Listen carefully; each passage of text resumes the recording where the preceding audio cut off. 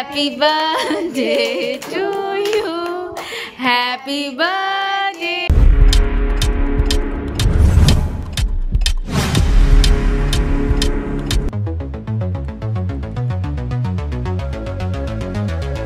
Guys welcome back to my channel, welcome to another blog guys. তো আজকে ছিল মাই special day because আমার মায়ের ছিল বার্থডে, 29 অক্টোবর ছিল বার্থডে। তো সেটাই স্পেশাল করার জন্য সকালবেলা ভাত, তার সাথে 5 রকম ভাজা, স্যালাড, চিংড়ি মাছের মালাইকারি, মাটন, তার সাথে চাটনি আর মিষ্টি দই সব রকম দেওয়া হয়েছিল। এই রান্নাগুলো সবই আমার দিদি করেছিল। হঠাৎ করে আমরা দুজনে প্ল্যানিং করেছিলাম যে সারপ্রাইজ দেওয়া যেতে পারে, তাই জন্য সব রকম এগুলো রান্না আর কি সারপ্রাইজে ছিল। সকালবেলা আর কিছু করা হয়নি কারণ সবই প্ল্যানিং ছিল সন্ধেবেলা, তাই রেডি সেডি হয়ে বেরিয়ে পড়েছিলাম। আর দাদা বৌদিরও আসার কথা ছিল কারণ ওরা আমাকে ফোন করে বলেছিল যে ওরা আসবে, মানে আমি কাউকে ইনভিটেশন সেদিনকারে দিইনি। তো তারপরেই ফার্স্টে শ্রীহরি থেকে কিছু একটা ভাবলাম গিফট হিসাবে দেওয়া যেতে পারে, কারণ শাড়ি টাড়ি তো অনেকই পায় তাই জন্য। তো এখানে শ্রীহরি থেকে এটা চুজ করেছিলাম, বেশ ইউনিক একটা কালেকশন ছিল, তো আমার তো খুব ভালো লেগেছিল।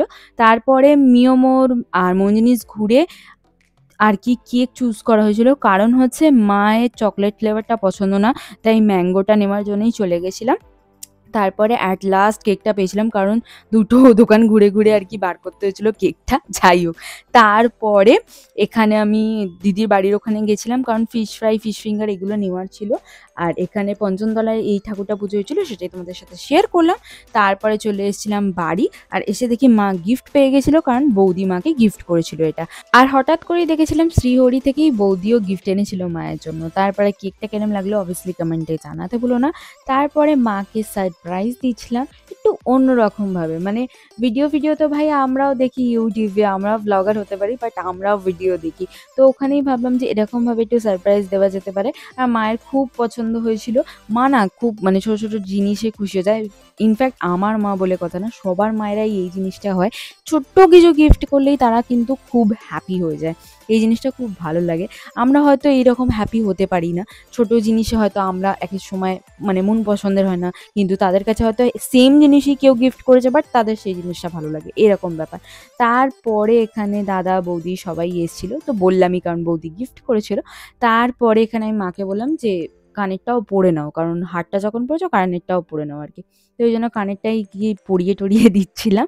তারপরে এখানে মানে কেক কাটার জন্য প্রস্তুতি নেওয়া হচ্ছিল আর কি, কারণ এখানে সবাই আমরা থাকি, ফ্যামিলি মেম্বার নিয়ে এনজয় করা হয়, জিনিসটা খুব ভালো লাগে। আর আমার ফ্যামিলি মেম্বাররা আমার কাছে প্রচণ্ডই স্পেশাল, কারণ ওরা প্রত্যেকটা মুভমেন্টে আমার পাশে থাকে, এই জিনিসটা আমার খুব ভালো লাগে। আর এখানে তারপরে সেলিব্রেশন স্টার্ট হচ্ছিল। আর যেহেতু ঠাম্মি দিদা হয় তাই জন্য তাদের সাথেই কেকটা আর কি কাটা স্টার্ট হলো। Birthday to you. Happy birthday to you. Happy birthday dear Ma. Happy birthday to you. তারপরে স্টার্ট হলো আমাদের ফটো সেশন, কারণ ফটো সেশন ছাড়া ইনকমপ্লিট, তাই জন্য ভিডিওর সাথে সাথে ফটো সেশনও মাস্ট। আর এখানে ভিডিওগুলো একটু হেজি হতে পারে, কারণ আই থিঙ্ক কিছু ক্যামেরায় প্রবলেম হচ্ছিল। আর এই ফটোগুলো যদি তোমরা দেখতে চাও তাহলে অবভিয়াসলি গিয়ে আমার ফেসবুক চ্যানেলে মানে ঐশ্বর্যরাতে গিয়ে অবভিয়াসলি দেখে আসতে পারো, চেক আউট করতে একদমই ভুলো না। আমি তোমাদের নইলে মানে নামটা, ফেসবুকে আইডি নামটা শেয়ার করে দেবো। আর এখানে আমি দুজনকে বসিয়েছিলাম, কারণ হচ্ছে আমার একটা কভার পিকচারের দরকার ছিল ফেসবুকে দেওয়ার জন্য, তাই জন্য, সেটা কারণ নয় আর কি, মানে ফটো তোলার জন্য, নইলে ওরা বসতে চাইছিল না।